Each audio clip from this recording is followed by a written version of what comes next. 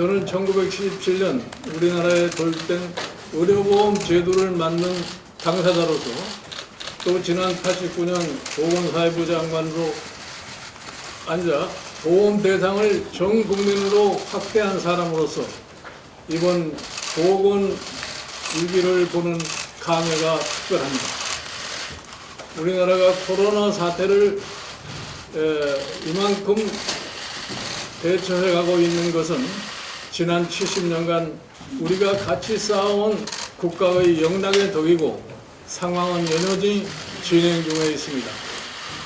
지금 정부를 맡고 있는 사람들이 자화자찬할 하등의 이유도 없고 또 그럴 때도 아닙니다. 무슨 대책이라고 계속 발표를 하는데 혜택을 못 따는 사람은 없습니다. 비상경제 대책은 먼저 소기업과 자영업자 그리고 거기서 일하는 근로자의 임금을 직접 즉시 지속적으로 재난 상황이 끝날 때까지 보전해 주는데 맞추어져야 합니다. 지금 같은 상황에서 어차피 512조의 예산 중 상당 부분이 쓰지 못해 남게 됩니다.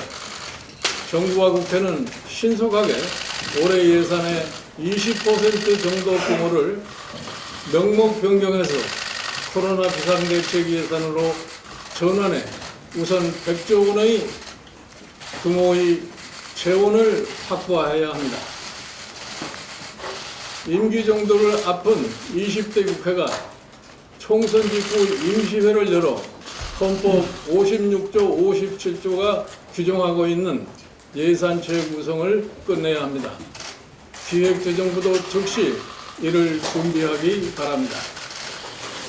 자영업자, 소상공인에 대한 임대료 지원도 빨리 시작해야 합니다.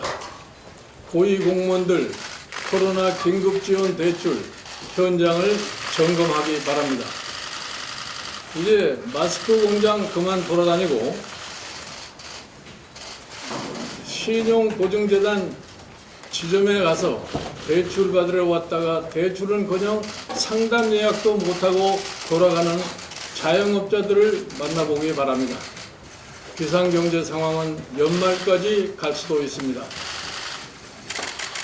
만기가 돌아오는 회사채가 4월에만 6조 규모고 연말까지 50조가 넘습니다. 신용보증기금을 확대하는 통의 방식으로 큰 은행들이 더 많은 회사채를 인수하게 해줘야 합니다. 1,000조 넘는 시중 부동자금을 국채로 흡수해 비상경제대책 예비 재원으로 확보해주는 방안도 빨리 찾아보기 바랍니다. 전 대통령과 지금 대통령이 탄생하는 데 일조한 사람으로서 저는 국민께 미안하는 마음을 갖고 있다고 말씀드린 적이 있습니다. 그런 탓에 문재인 정부 심판에 앞장서달라는 미래통합당의 요청을 거절할 수가 없었습니다. 제가 책임지고 포용하는 정당으로서 바꿔서 재난 상황 겪으면서 더 많아지고 더 어려워진 이 사회의 약자를 끌고 동행하겠습니다. 지난 3년간 잘한 것이 하나도 없고 나라를 경영할 능력도 없다는 걸 스스로 드러내는 정권은 심판받아 마땅합니다. 그거 못하면 이 나라는 예측 불허의 상황에 빠질 것입니다. 그래서 이번 총선은 나라를 살리는 길로 돌아갈 수 있는 마지막 출구일지도 모르겠습니다. 이번 선거에는 50년대 야당의 선거구가 딱 맞습니다. 못 살겠다 갈아보자. 이게 민심입니다. 정부 여당의 무능과 부도덕함은 이미 국민 마음속에서 심판이 끝나 있습니다.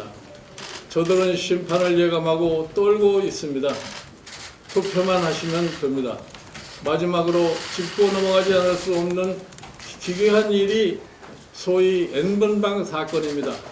우선 돈 내고 방에 입장했던 사람들 지휘 고하를 막론하고 명단 공개하고 처벌받아야 합니다. 말하기도 민망한 이런 소녀들의 피해 그걸 듣는 국민의 수치심을 치유할 대책도 곧 내놓겠습니다. 감사합니다.